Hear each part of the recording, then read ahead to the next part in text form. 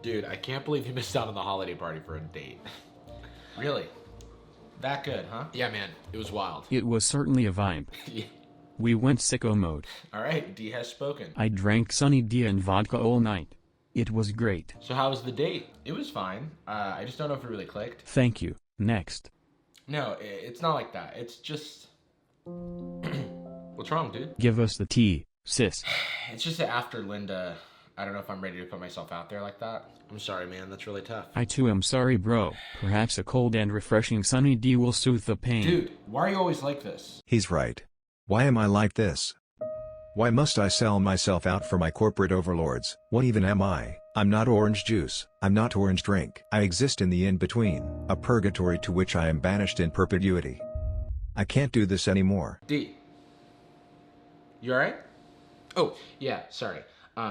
Work stuff? Hi, I'm Jarvis, and welcome back to another scruffy guy calling out bullshit on the internet. Next, me! Back in December, I talked about the weird presence that fast food brands like Wendy's and Burger King have on Twitter. Wendy's, can you find me the nearest McDonald's? Nice. As well as just random food brands like Hot Pockets and Pop-Tarts, or frozen beef that comes in a box. Brand posts out of touch content. Critics, stupid brand, this meme is ancient. Brand posts trending content. Critics, stupid brand, how do you do, fellow kids? Brand posts ironic, self-aware content. Critics, stupid brand, stop being aware and destroying the internet. Yeah, kinda. But since then, I've realized that it's not just food that's trying to be relatable on Twitter. It's literally everyone. So today we're gonna talk about that and also solve the mystery of who's actually behind these accounts and why. But before we get into talking about relatable social media accounts, I wanted to remind you to follow my own relatable social media accounts on Instagram and Twitter at Jarvis. And you can also subscribe to this channel and join the unnamed fan base. Go ahead, I'll wait. Now, you may be thinking to yourself, Jarvis, this is a pretty shameless way of self-promoting. Aren't you better than this? To which I say, absolutely not. I just quit my job to do this, and I'm very scared. What do you think I am, the Pope? Because he's on Twitter too. With her yes, Mary became the most influential woman in history. Without social networks, she became the first influencer. The influencer of God. Hashtag Panama 2019.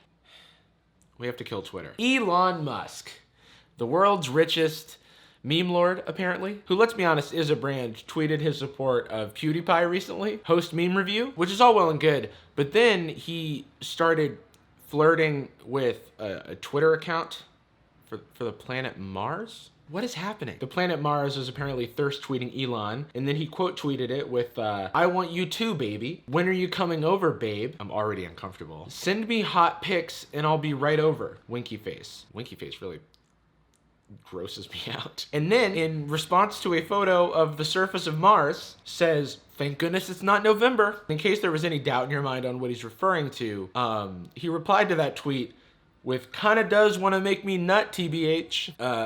Nope, is Elon Musk trying to rub one out on Mars? I don't wanna live on this planet anymore. Or Mars. I mean, call me crazy, but I don't wanna hear about SpaceX from the guy who designed the Tesla Model S, 3, and X. Oh no. And let us not forget Sunny Delight. Yes, Sunny D. What is it, like orange juice? What is Sunny D? Anyway, Sunny D was live tweeting the Super Bowl because sports are relatable. And in relation to the Super Bowl, tweeted, I can't do this anymore. But everyone on Twitter thought it was a cry for help and went fucking bananas. I mean, maybe it was a cry for help because has anybody had Sunny D since 2002? Didn't think so. Every single time there's a brand tweet that gets popular, every other brand starts like springing out of the woodwork like moths drawn to a flame. Except for the flame has 100,000 Instagram followers and AirPods. Pop-Tarts got in there, of course. Hey, Sonny, can I please offer you a hug? We're gonna get through this together, my friend. And the replies are just chef's kiss. WTF, why is food being emo? Pop-Tarts true character proven. Top 10 anime reunions. A complete breakfast.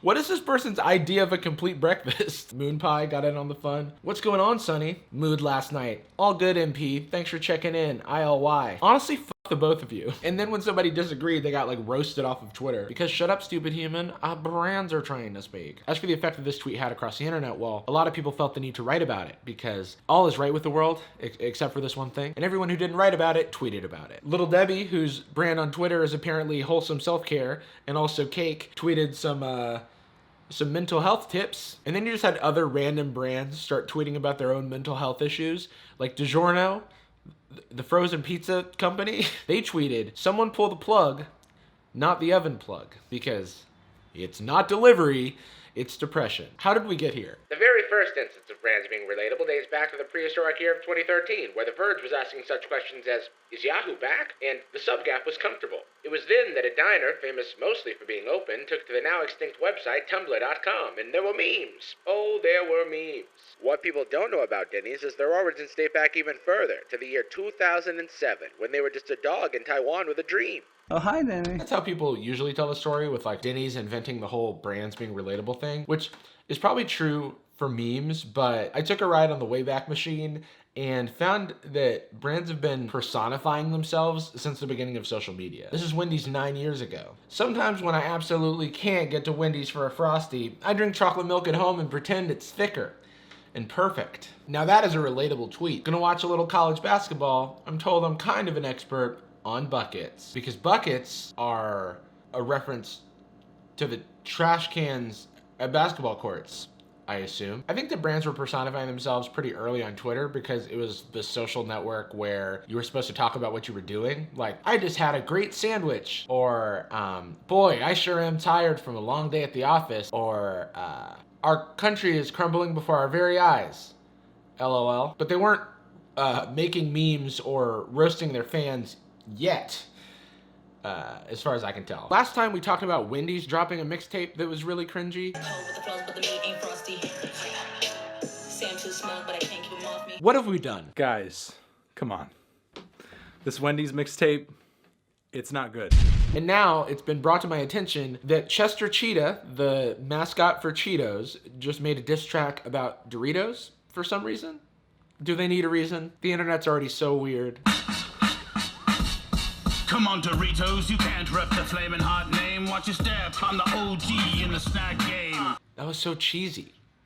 Dangerously cheesy. It's weird for them to make this diss track to a company that cannot respond because their mascot is just chips. I just finished filming and I realized that Cheetos and Doritos are owned by the same company, so that just makes the beef extra pointless. Orville Redenbacher, the popcorn brand, tweeted, "Please remember that you do not need to wipe yourself 100% clean when using the toilet. You wash the rest of it in the shower tomorrow." What? I found this on Reddit and I don't know if it's real. And if it is, it's been deleted. But the fact that it's believable at all says something about society. One account that I saw mentioned in the comments a lot for the last video was the one for Sonic. When I first read this, I thought they were talking about like Sonic the fast food restaurant, but no, there's a Twitter account for Sonic the Hedgehog, which holds a near and dear place in my heart because Sonic 2 on the Sega Genesis was the first video game I ever played. And so I've been holding off on looking at this account until this very moment to get like a live reaction. So let's see. "This Valentine's Day, give them the gift they've always wanted. A jewel containing the ultimate power." Okay, this is kind of great, actually. Mega Man's getting in here in the replies. "Who's that Sonic character?" That's right.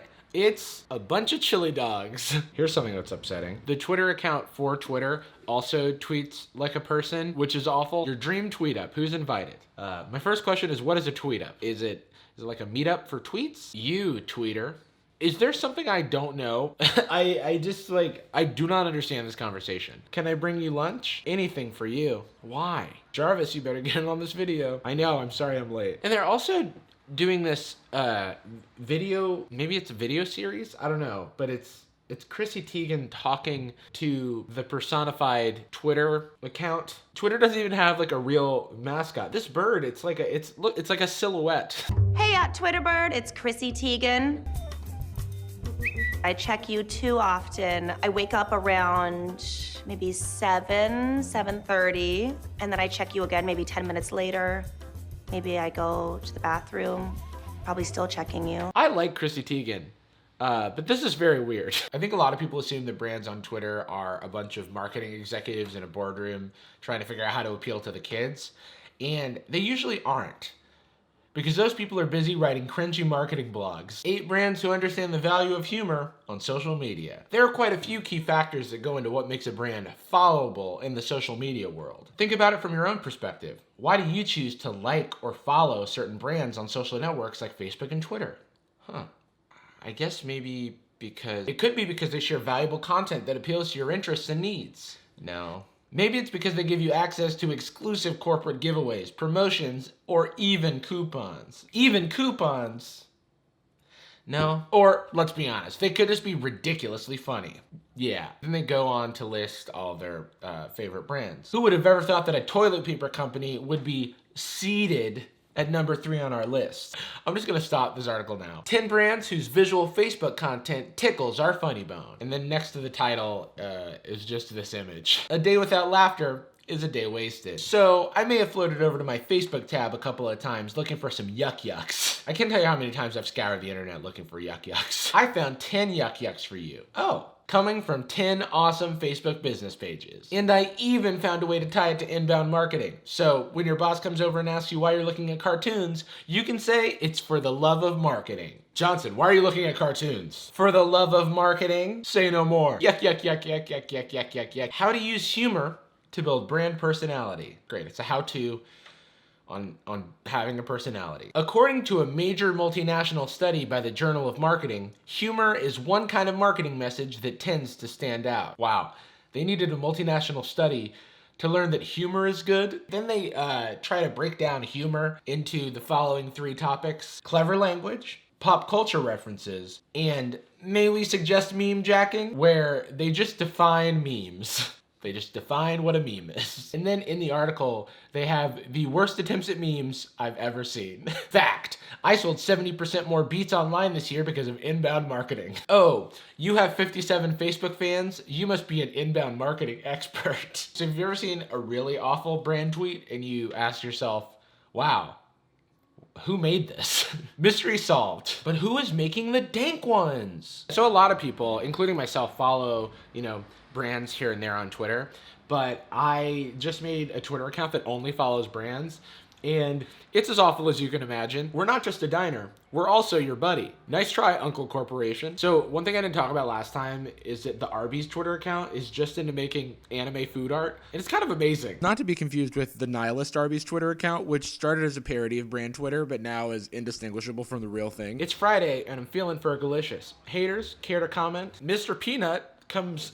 out of literally nowhere. I'm the M to the R, P-E, the A-N-U-T. I know that was supposed to be to the beat of Fergalicious, but it was like off the meter. Also, how did Mr. Peanut find this random man? Yesterday was Valentine's Day, so now I'm hitting all the Valentine's Day tweets. Had a lot of fun spreading the love this hashtag Valentine's Day. God, Burger King is doing a Tinder ad. This is horrifying. You up?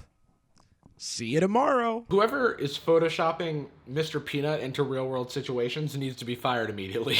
Don't want none unless you got my Sunny D don't want none. Is that a penis reference? Okay, so who runs these Twitter accounts? The answer is regular ass people. Last time we talked about Steakum and how the Twitter's like super woke, and the guy who runs it is just this guy Nathan, who's just a dude with a podcast. It's good to remember that there are real humans behind brands who often value their work and the relationships they create, despite also being used to further some bottom line. That said, the humanization of a given brand should never, ever prevent someone from criticizing it. Nice. Just as woke as frozen steak. The person who ran Denny's social media is someone named Amber Gordon, who was 23 during the Denny's social media rise to fame. And she was so good at Tumblr that they hired her. And I assume she left her post at Denny's because from what I've heard, managing a social media account sucks. Like the guy who runs the Pop-Tarts Twitter is apparently getting harassed for Pop-Tarts on his personal Instagram. We live in a weird world. And it's not like it's like a high-paying job with really good benefits and exposure and stuff. It's just some person exercising what little freedom they have and goofing around while trying to pay their rent. Yep, and sure, these brands are trying to increase sales with shit posts, and we should continue to call them out for like weird advertising practices. But I say keep it to the brand account itself and don't harass people doing their jobs. Personally, I'm way less concerned about brand Twitter than I am about, I don't know, how easy it is for misinformation to spread on Twitter. The fact that, like, there are NBA players who believe the earth is flat because of the YouTube algorithm, or how Jake Paul advertises the kids. Because, like, brand tweets are obvious. They've got, like, the blue check mark and everything. And I feel like, if anything, they like, fill a need that already existed between, like, the consumer and the brand. Because in America, there's already a culture around brands and celebrating them. Like, the Super Bowl is a sponsored event in a sponsored stadium time, and we celebrate the commercials from that event. If anything, we're kind of inviting these brands to entertain us. I think that we should continue to call out these brands for like weird advertising policies on the internet, but it's helpful to remember that there's usually a person with not a lot of power on the other side of the screen who might be doing a job that they'd rather not be doing. So with all that said, this video is sponsored by, no, just kidding, I don't have a sponsor. Though, come at me brands, allow me to humanize you for profit. Gang, meet Greendale's newest student, Subway. Your name is Subway. Yep, using a groundbreaking but surprisingly legal process known as corpohumanization, real people such as myself are now allowed to represent the collective humanity of business owners. Thanks to Mira Mukherjee for sending me a message on Instagram. I have no idea if I'm saying that right. If you want me to butcher your name, send me a message on Instagram or Twitter at Jarvis and hit the bell. First weeks of full-time creator have been a little bumpy, but I'm excited to, I don't know, start ramping up production. So hopefully we see more frequent videos soon. Okay, bye.